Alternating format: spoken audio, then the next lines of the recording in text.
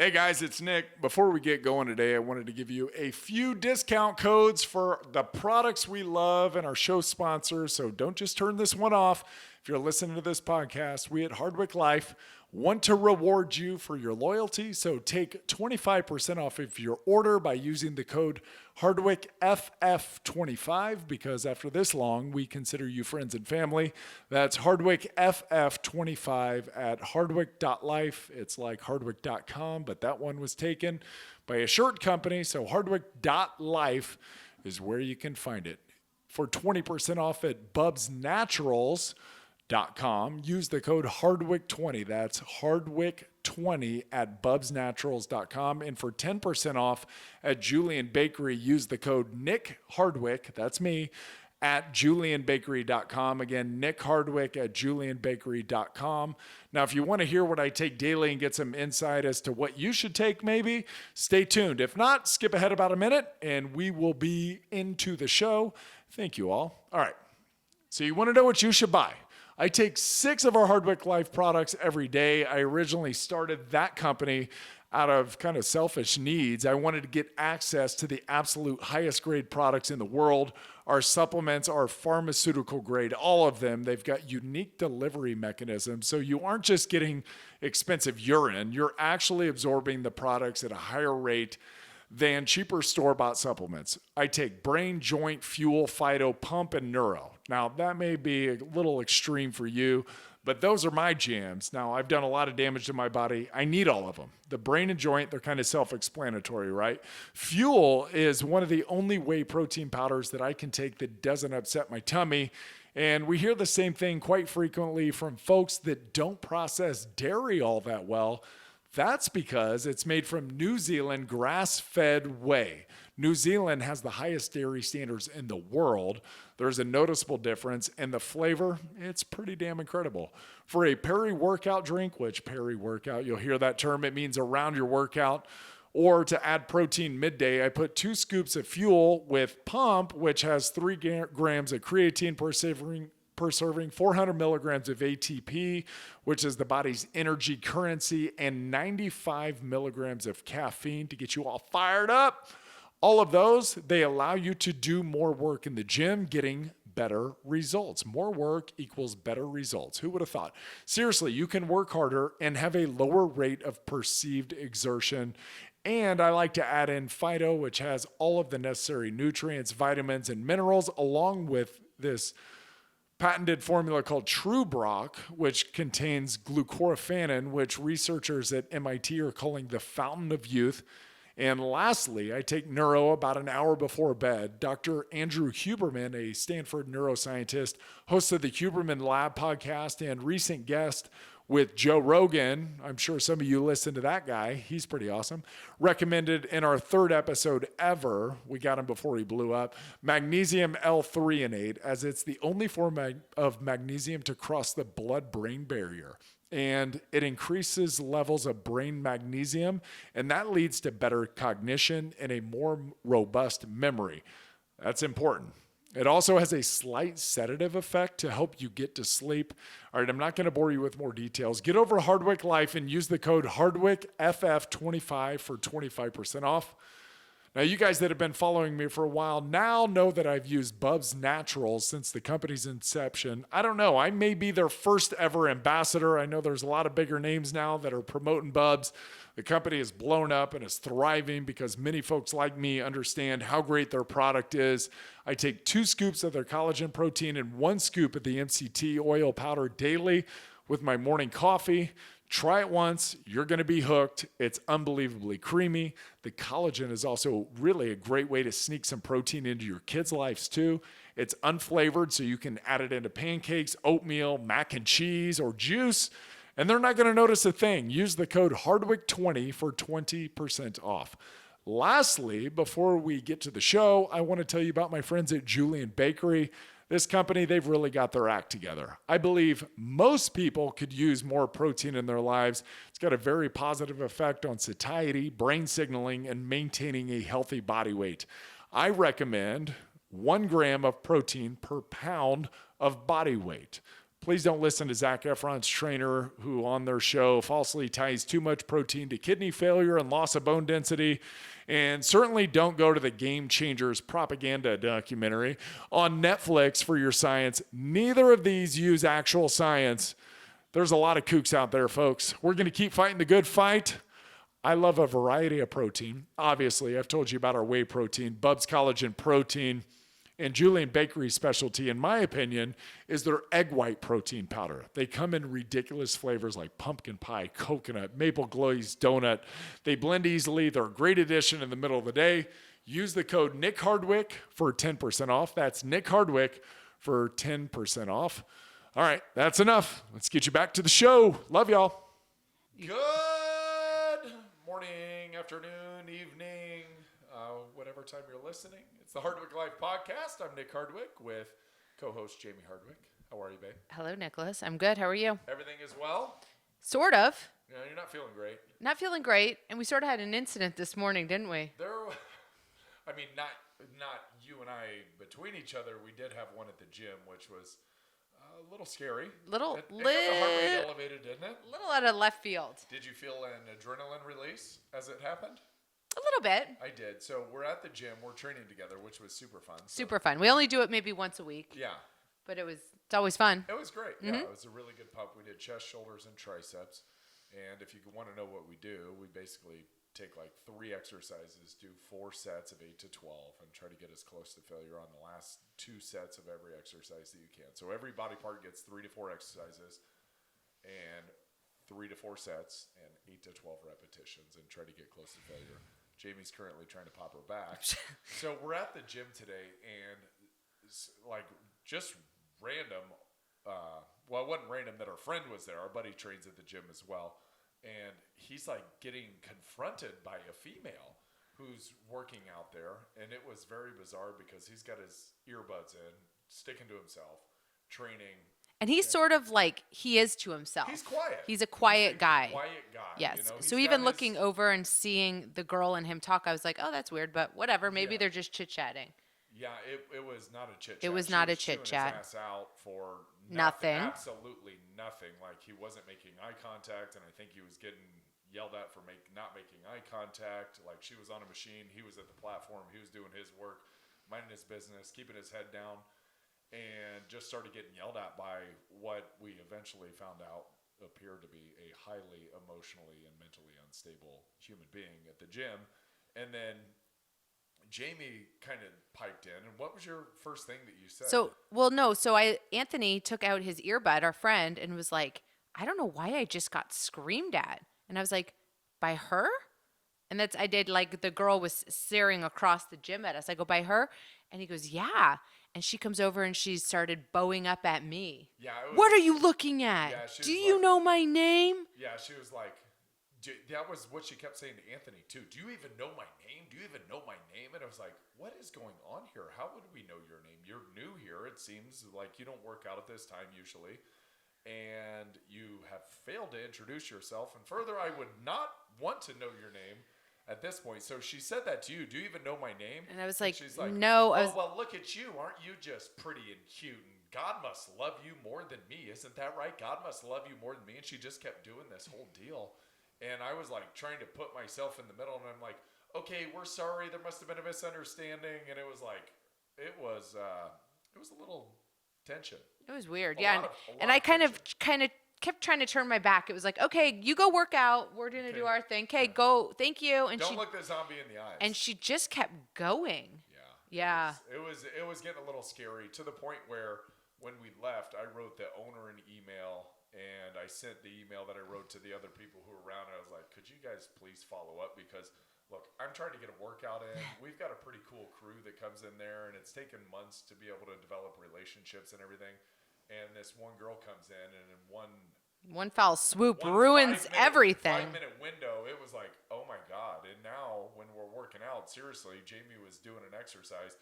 I'm facing the girl to make sure that she's not going to like shoot her or knife her or whatever was going to happen. Yeah, there was a lot of emotional instability there. And it was sad for her. I mean, once we finally removed ourselves from the situation and the fear kind of subsided, it was like, sad for her. She's got to live with that. That sucks. I know. And She's this just comes, this that this angry. little episode this morning came right after we just stayed up last night a little late watching the Anthony Bourdain documentary, Yeah, called Roadrunner. which very well done. If you're a Bourdain fan, We loved highly recommend. we love Anthony Bourdain. Loved in his Probably his saw every single episode. Yeah. Would still love to at some point go on at least some of the travels that he got to go on. and he's such a he was just such a genuinely good person. Like I just loved everything his show stood for. Like he Yes. really did try to uncover like the beautiful parts of what are often assumed to be shitholes in our world. And You know? yeah, in places that the news only highlights for the lowlights. Exactly. Right. Yes. They get on the low light reel basically of Yeah, world political Of the scene war, of the poverty amongst the country, of the the devastation, unrest. the bombs, And the he would go in and he'd always find, a lovely family to dine with. And Yes, and kind of get to the heart of it and Yeah. find the emotional and extract that juice out and share it with the rest of the world and make you want to travel potentially to places that were like big no-nos on a lot of people's travel list. totally. And he would take you in there and through food and communal kind of settings, he would really just make the people, he would bring the personalities of the people out. Right. And I think the humanity of the people, right? Where it's like, it doesn't matter where you're at, humans are humans. Right. And I think he would find the similarities in humans more than the differences, despite some of the living conditions that they were in. But it was hard to watch. Honestly, it was really hard to watch because he seems to be such a, all the success and the fame that he got, yet he's still just an incredibly tortured soul and never seemed to come to peace with any of it. Obviously, he took his own life. He hung himself, which, as they said in the documentary, is just another form of torture. And him and an artist, David Cho, had talked about being an artist, and Anthony's an artist in his own right, through the food and also through the show and the writing and all of that. He's an artist, and they talked about like needing torture and needing suffering to produce their best art, yet that constantly searching for the torture seems to, it obviously ate him. Yeah. It ate him up, and it's really tragic. I mean, I guess for me, when I think about it, it's like, it doesn't matter how successful you are if you don't come to terms with yourself. And you can push through so much shit in your life. And Anthony had a great childhood, and he talked about it, but he resented it for whatever reason. He just had a dark soul, and he resented his childhood. He resented his parents for the idyllic setting and their relationship and all that. And he never seemed to come to terms with it. And he found heroin early, and then he found other things that he could latch onto once he shed the heroin and found the addictions within those relationships or jobs or careers or whatever it was. And he continued to just put everything he had into those, yet he was never able to settle down and like come to peace with who he was and what he represented in the world, which to me is super sad. Super sad. And I think, we talked about the girl today at the gym. He obviously suffered mental health issues. And it's something, it doesn't matter what it appears like on the outside. You don't know what people are going through on the inside. And it's just another reason, in this world right now with all the crap going on and all the hostility, it's like, you have to be nice to everyone. You don't know. Like even that girl today at the gym, I think I said it to you. I was like, who knows what she's going through? Knows? She might have just received an awful diagnosis, Yeah, you did say that. Yeah. And she just it might be like the worst day of her life. And if we can look at even, what we deem crazies or, angry people, if we can just look at them with a little bit of love and compassion, Yeah. I think the world would be better because you really don't know the struggles people are going through. Yeah. Yeah. So I just got off of a call with the NFL transition team, which I think I've shared a little bit here. Is I went through, it's been 10 months now of an NFL transition coaching program where weekly we get together. There's about 20 of us, and we get together with team clinicians, which are their team psychiatrists, which every team has now in-house embedded, which is super cool to help the guys deal with mental health and sports psychology and all the things to help them as players. So I just got off of a call with that, and it just reminded me we're doing a program in October called Life Beyond the Game. And it's really cool because I've been asked to be a part of this transition team, and I get all this training, and we've done mental health first aid, and we've got a suicide intervention program that's coming up that's 14 hours, that's super intense and everything. And I had a conversation with a teammate recently, and that just kind of, the transition coach thing reminded me of the conversation that I had yesterday with a teammate based on how I felt this weekend, where it's been 7 years since I've been out of the NFL now. And you remember all the success and all the great stuff that came of that, the finances, the, how hard you worked to get to that point. Yet there we were 2 months after my retirement press conference, which how many people get a retirement press conference in the first place? Yeah, we were really lucky. You were really, really lucky to have gone through that. And 2 months after that, I had a job. I had it by the balls. Like we were sailing. It was like, cool. Retired, healthy, saved all the money, got a great relationship, got 2 young boys. We have a name for ourselves in the community. And then 2 months later, I'm like, hey, babe, you're going to take everything but $1 million and I'm going to go to Nicaragua and check the hell out of this life. And that was just obviously a real cry for help for me. But it hit me this weekend. I've been in a super great place for, I don't know, it seems like months now. I'm like really settled. I don't know if it's like coming into 40 years old or whatever, but I do credit a lot of the transition coaching program for the work that I've been doing, like trying to think about helping other people, but you have to do the work yourself before you're able to really help other people. It's like I was laying in bed and I thought, damn, I'm finally at a place now where I can make friends outside of football. Like I finally feel at a place where I know how to have friends. I know how to maintain friendships. I know how to reach out. I know how to follow up with people. I know how to ask questions. I know how to listen to responses. And it's like, holy shit, I'm 40 years old, 7 years out of the NFL, and I'm finally at a place where I can maintain a relationship outside of us and outside of, it's crazy. Very small circle, right? Crazy. It's crazy. It's crazy to think of. You know what I've heard, and you'll probably know way better than this, but as soon as you people say, as soon as you begin, having head hits, so wherever that means, as soon as you start having any sort of brain damage, your body is stunted at that age. That's funny. In terms of, emotional and social development. Yeah.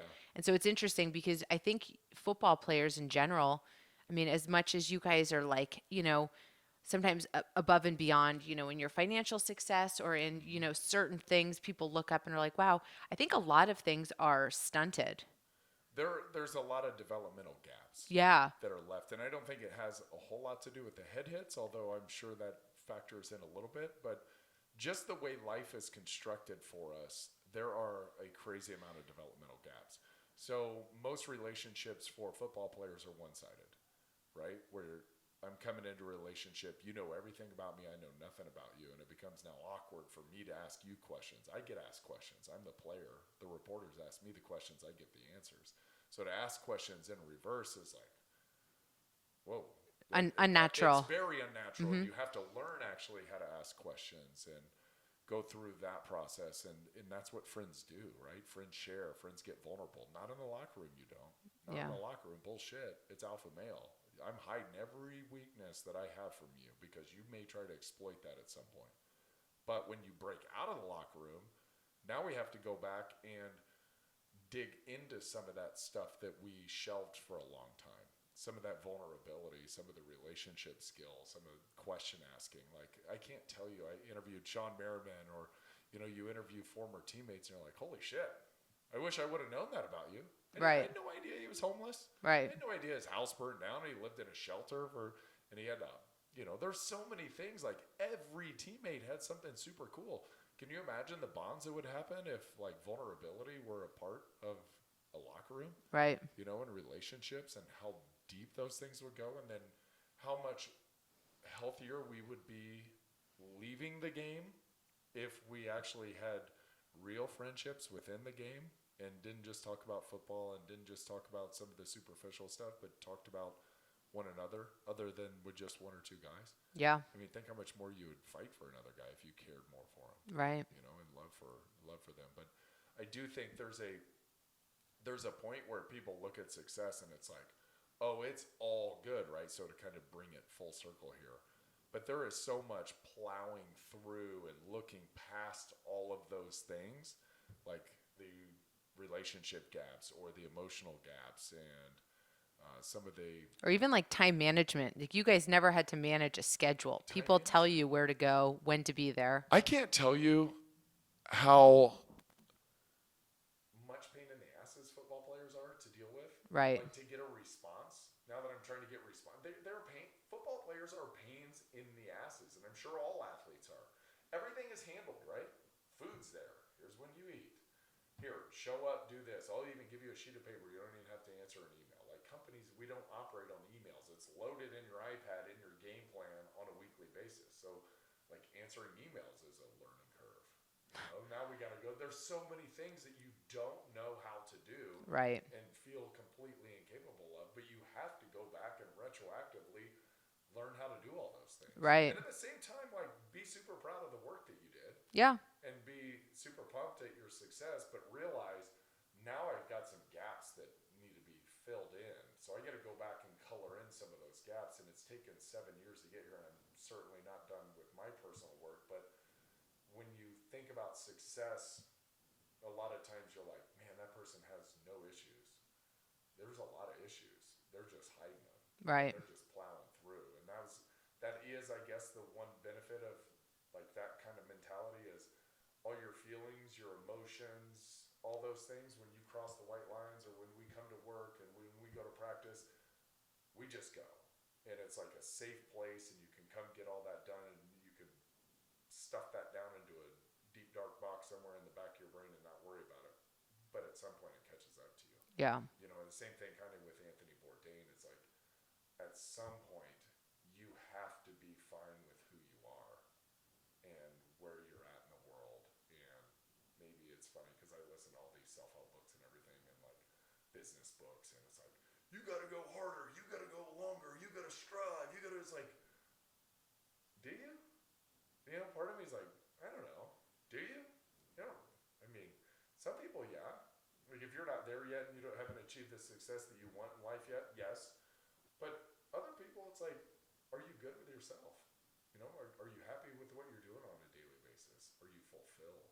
Do you find joy in your relationships?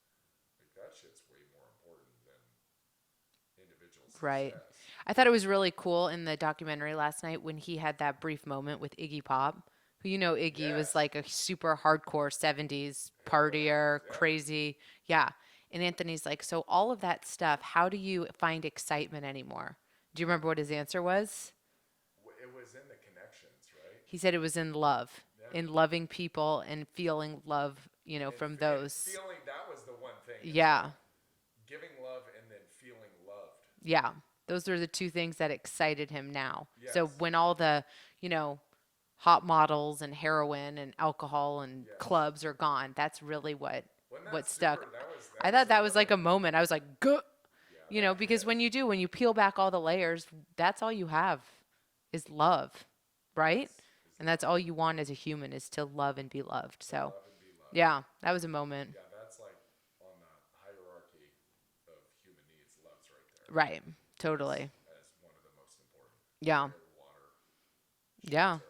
And then, right. Yeah, it's right there. And that's the thing is like Anthony was kind of interviewing him, but he didn't heed that advice.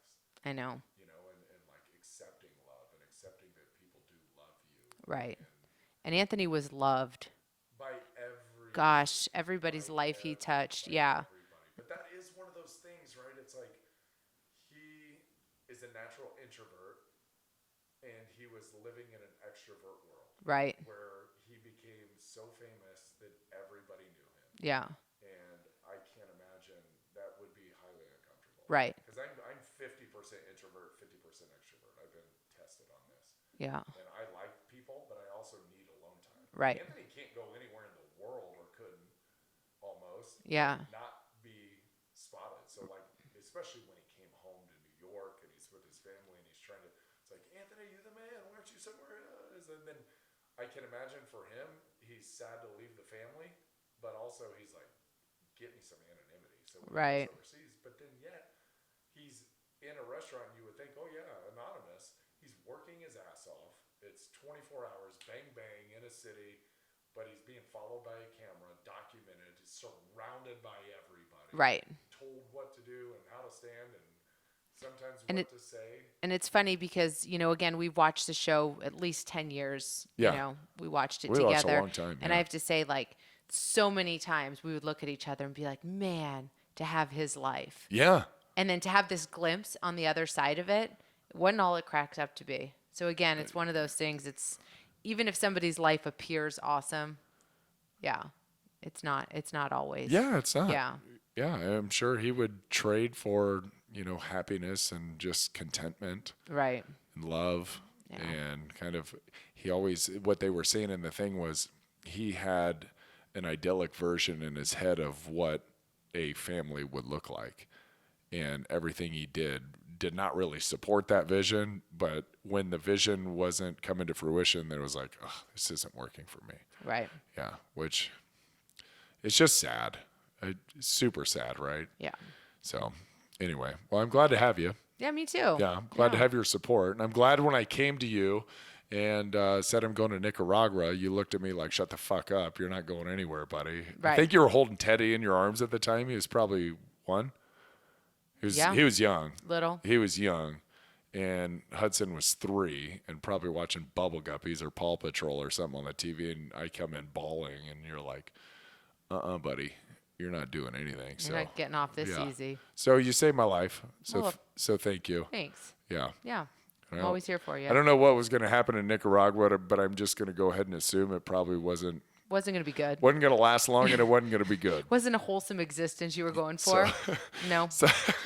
It wasn't an unwholesome one. It was probably a death trap is what it was. So, Well, I'm glad you're here. anyway, yeah. Yeah, and I'm glad for the thank you. work that you're doing right now. It's pretty neat because I know you went through that dark place. Gosh, this is a dark podcast, so gosh. I know. It's I super, know, but it's super heavy. I know it's necessary. But it's not dark because if you do the work, you can come out of it. Right. But you got to be willing to do the work. And I think this is what we were talking about yesterday is and you were like, we're super lucky. We're super lucky to have each other. We're super lucky to have our kids. And yet there's a lot of just luck involved in it. Like we got engaged 6 months after we started dating. And it was just like, we had probably spent, I don't know, 7 days in one another's presence before as a couple, before I proposed to you. And you were Right. like, I think you looked at me and it was more like, sure. I mean, what do I have to lose? It was kind of that type of thing.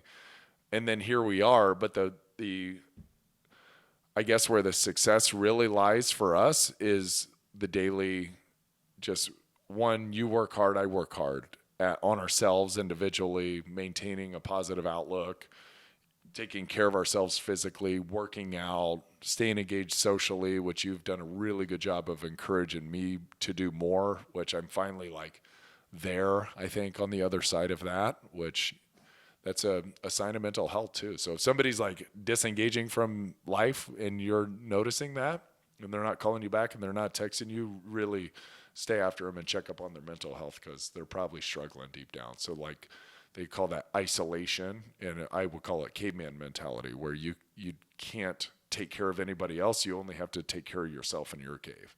So that's that. But the work, I think, that goes into our daily lives has allowed a lot of our success. And I don't mean financial success because who gives a shit. What I mean is success as a family and being close and having kids that we're really happy, and I hate to say I'm proud of them, but they should be proud of themselves. And yeah, just a relationship that we're super happy with. But it's work. Right. It's work. and discipline and sacrifice and, putting the family first. So anyway, happy to have you, love. Love you. Yeah. Thanks for listening, you guys. Thanks, guys. Yeah. Yeah, we should do something I feel like we should sing a fun song or something. Next week will be way more jovial, I promise. We'll talk all about Nick turns 40 this week. I do turn 40. So we'll talk all about birthday celebration. I think I've been talking about 40 for a long time now. Like You're an old soul. Like at I least think you're 2 going to be months. stoked when you're 40. I think you're going to be more stoked when you're 50. Yeah. Like I think you use these like little I like this. aging as like milestones and like I made it. Yeah. There's wisdom that comes with age and experience. And so There's wrinkles. I don't want to get old. there's wrinkles and loose skin Ah, and gray hair. hair that shows up in strange places like my shoulders and triceps and such. Ugh. It's all good. Yeah, wow. And Age. I tell you, and it doesn't Woo-hoo. feel great to get out of bed in the morning. Can we just talk about that for a moment? Like getting out of bed in the morning, every single morning, it's like, oh, fuck, what have I done to myself? And it's like, come on, man, get up, get up, get up. All right, we're good.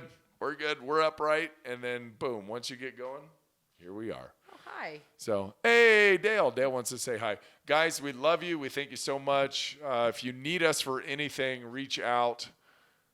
Here, I'm Nick at nickhardwick.com. Reach out. Hit me on DMs. If you need somebody to tell a story to or to share an experience or, hey, I'm struggling, Nick. Can you help me out? Yeah, I'm here for you. So I promise you I write everybody back that ends up in my DMs. I may not get to it in the first couple days, but I'll be there. So if you need me, get me at Nick Hardwick and follow her because she's funny at Jayme.Hardwick.